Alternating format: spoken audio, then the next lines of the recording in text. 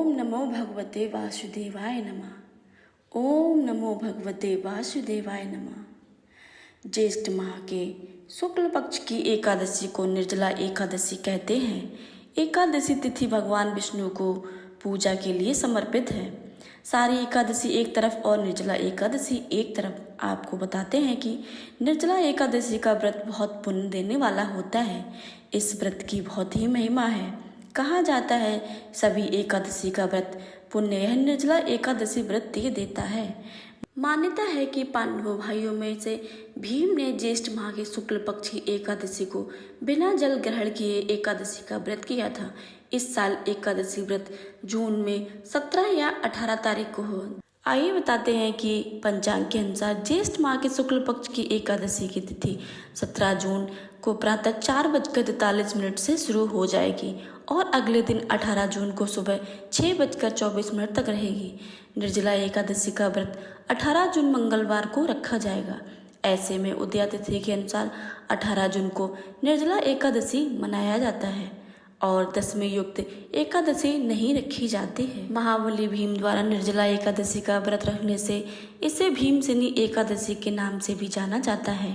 यह व्रत सभी एकादशियों में से सबसे कठिन माना गया है क्योंकि इस दिन बगैर पानी पिए व्रत रहने की परंपरा है।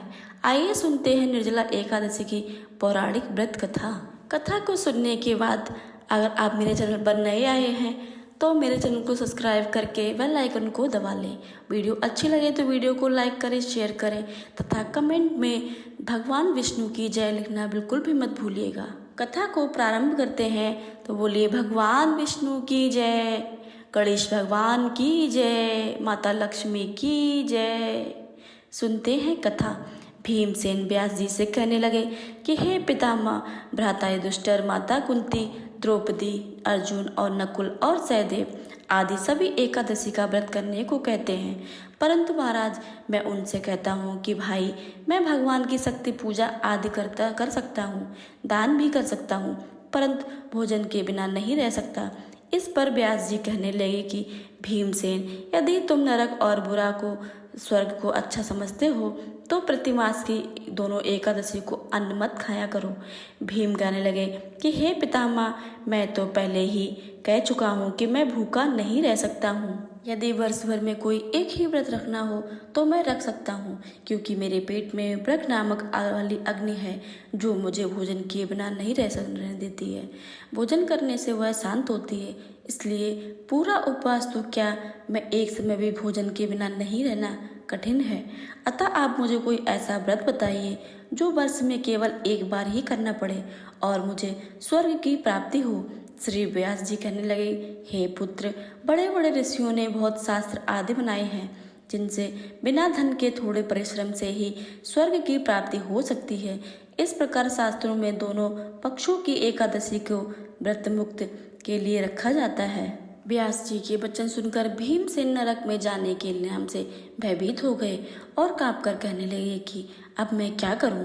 मास में 2 व्रत तो मैं नहीं कर सकता हूं। हाँ, वर्ष में एक बार व्रत करने का प्रयत्न अवश्य कर सकता हूं।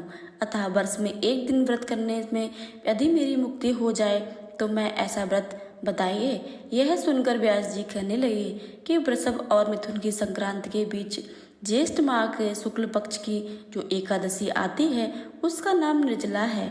तुम उस एकादशी का व्रत करो। इस एकादशी से व्रत करने में स्नान और आचमन के सिवा जल वर्जित है। आचमन में 6 मासे में अधिक जल नहीं होना चाहिए और अन्यथा यह मद्यपान में सदृश हो जाता है।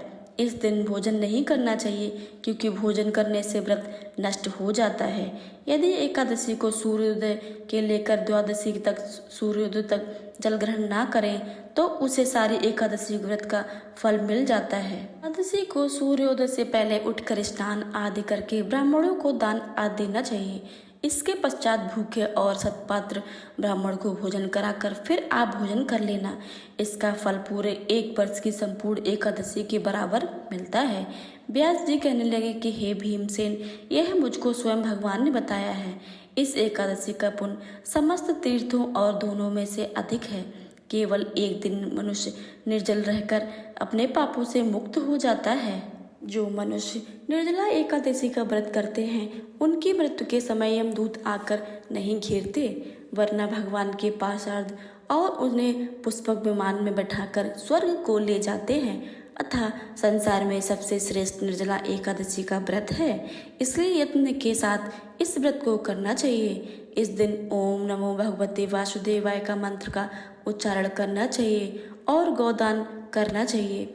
इस प्रकार व्यास जी की आज्ञा के अनुसार भीमसेन ने इस व्रत को किया, इसलिए इस एकादशी को भीमसेनी या पांडव एकादशी भी कहते हैं। निर्जला एकादशी व्रत करने से पूर्व भगवान से प्रार्थना करें कि हे भगवान, आज मैं निर्जला व्रत कर रहा हूँ, दूसरे दिन भोजन करूँगा, मैं इस व्रत को श्रद्धा पूर्वक करूँगा, अतः आपकी कृपा से मेरे सब पाप नष्ट हो जाएं।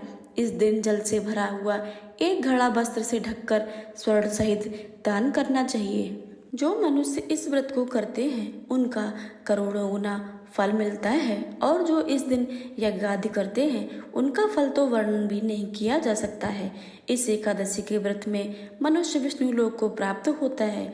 जो मनुष्य इस दिन अन्न खाते हैं वे चांडाल के समान हैं, वे अंत में नरक में जाते हैं। जिसने निर्जला एकादशी का व्रत किया है वह चाहे ब्रह्म हत्यारा हो, मद्यपान करता हो, चोरी की हो या गुरु के साथ द्वेष किया हो, मगर इस व्रत के प्रभाव से स्वर्ग में जाता है।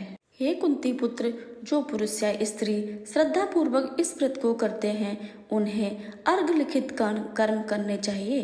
प्रथम भगवान का पूजन, फिर गौदान, ब्राह्मणों को मिष्ठान व दक्षिणा देनी चाहिए तथा जल से भरे कलश का दान अवश्य करना चाहिए। निर्जला के दिन अन्न, वस्त्र, जूता आदि का दान भी करना चाहिए। जो मनुष्य भक्ति पूर्वक इस कथा को पढ़ते हैं या